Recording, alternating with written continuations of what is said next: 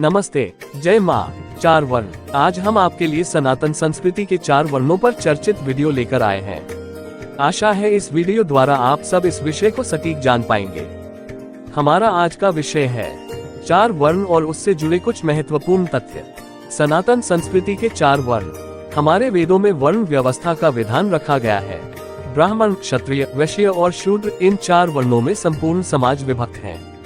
चारों वर्णों का विधान इसलिए है कि प्रत्येक अपना निर्धारित कार्य मिल बांटकर कुशलता से संपन्न करे।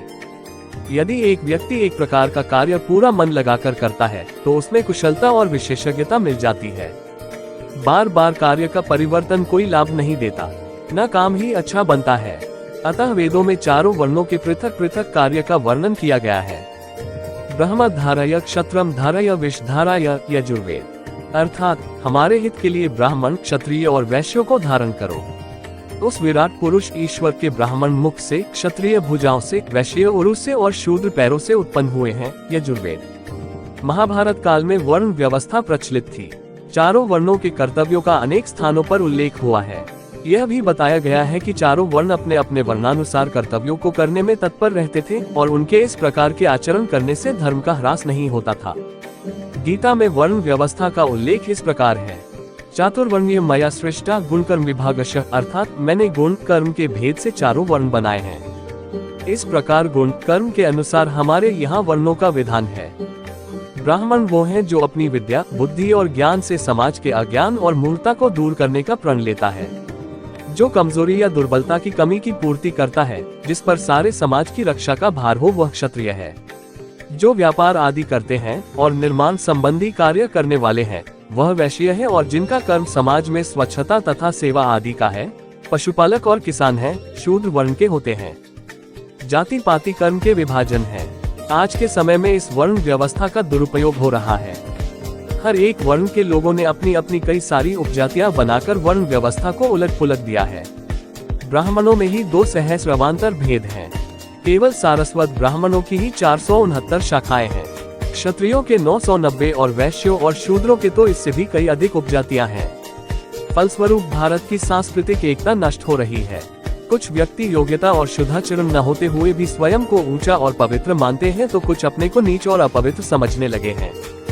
गुण कर्म ही आदर तथा उच्चता के मापदंड है। गुण का ही सामाजिक सम्मान होना चाहिए, न कि जन्म का। शूद्र वर्ण का कोई व्यक्ति यदि अपनी विद्या, योग्यता और बुद्धि बढ़ा लेता है तो उसका भी आदर ब्राह्मण के समान होना चाहिए। जन्म के कारण कोई भी बहिष्कार के योग्य नहीं है। महाभारत में भी युधिष्ठिर और यक्ष के संवाद में कहा गया है कि मनुष्य जन्म से ही ब्राह्मण नहीं बन जाता है, न वह वेदों के ज्ञान मात्र से ब्राह्मण होता है। उच्च चरित्र से ही मनुष्य ब्राह्मण माना जाता है। मनुस्मृति का वर्णन है, विप्राण ज्ञानतो ज्वेष्ठतम क्षत्रियानम तु वीर्यतः।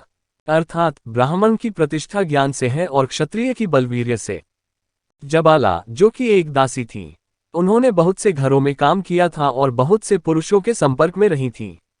उनके पुत्र सत्यकौम, जिसे विद्या अध्ययन की प्रबल इच्छा थी। जब गौतम ऋषि ने सत्यकौम से गोत्र और पिता के संबंध में प्रश्न किया, तब सत्यकौम ने अपनी मां का नाम ही गौतम ऋषि को बता दिया।